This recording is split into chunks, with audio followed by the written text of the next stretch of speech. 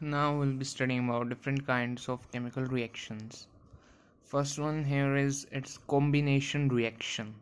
Combination reaction clearly specifies that this has something to do with combining or adding or mixing two things together. So take a small amount of calcium oxide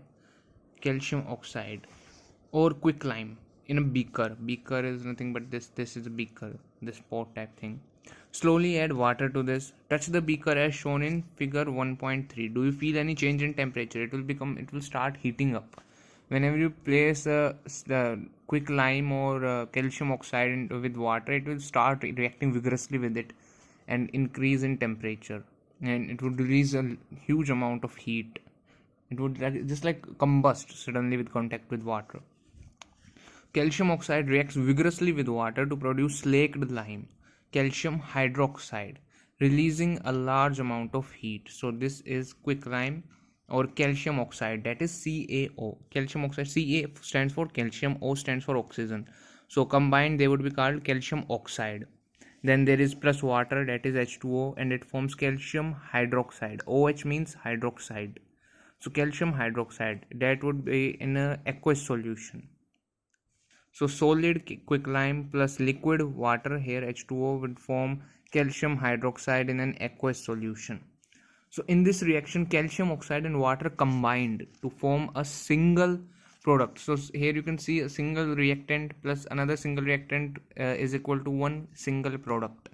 So two single reactants combined to form a single product, right? There aren't two products that come out. There's only a one product that comes out. So a reaction in which a single product is formed from two or more reactants is known as a combination reaction. So combination reaction is nothing but a kind of reaction in which a single product is formed. You can sum it up like this. There's no need to remember even formed from two or more reactants. Simple thing is where a single product is formed, that is called a combination of through the reaction between reactants. A single product is formed. Okay, that's a combination reaction. So basically what we can see here is that different kinds of reactants combine to form a single product. That's why it's a combination reaction, because none of them is destroyed, they simply combined. Okay, they simply joined together. So like this here is one and this here is two product, and they combined and then formed a single product. Okay, moving on, you can read this if you want to. Now let us read some examples of combination reactions. Okay, so this is a combination reaction. Here it is C, carbon, then O2, oxygen, then they both combine to form a single product, that is carbon dioxide.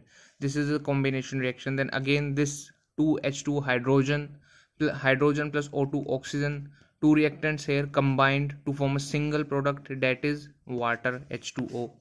So in simple language we can say that when two or more substances, elements or compounds combine to form a single product, the reactions are called combination reactions. So the reactions that are given off are called combination reactions. Okay. Reactions in which heat is released along with the formation of products are called exothermic and endothermic. These are also two kinds of subtypes of reactions, right? So endothermic and exothermic. Like exothermic, you can just remember it. So I'll just first define what is exothermic. Exothermic is a kind of reaction in which heat is released outside or released, and endothermic is a kind of reaction in which heat is absorbed inside, taken inside. So you can remember them very very easily. You just have to speak them, like you will just remember what their definition is. Don't need to be confused between them when you speak exothermic.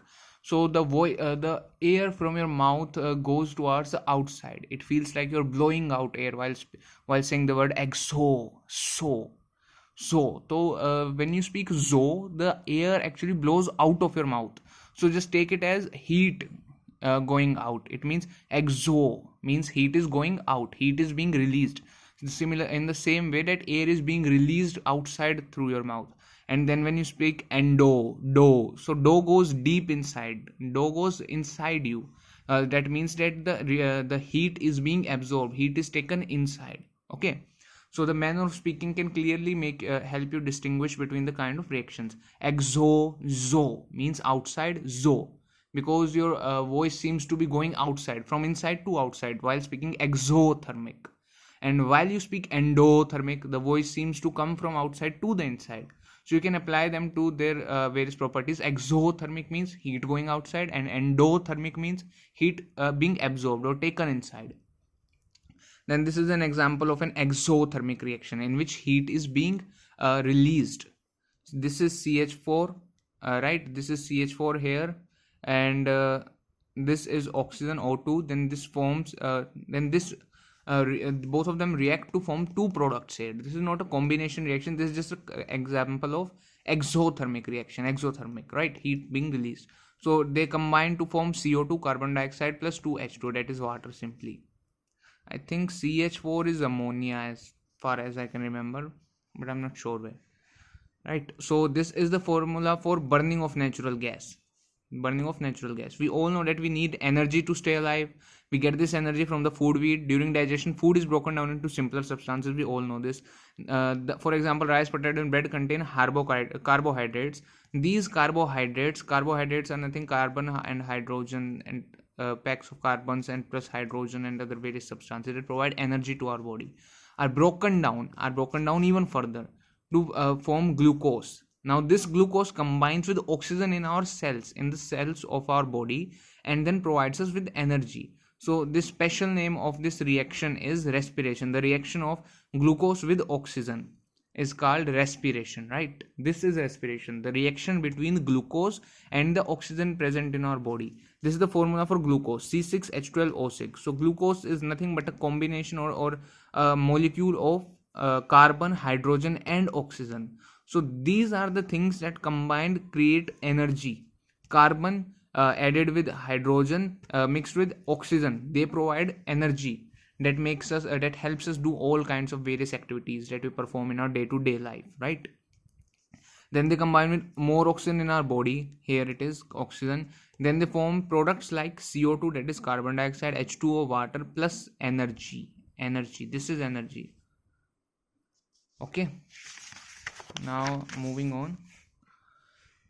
Decomposition reaction. Now as the name suggests, decompose to remove something, or to end something, or to destroy something completely, right?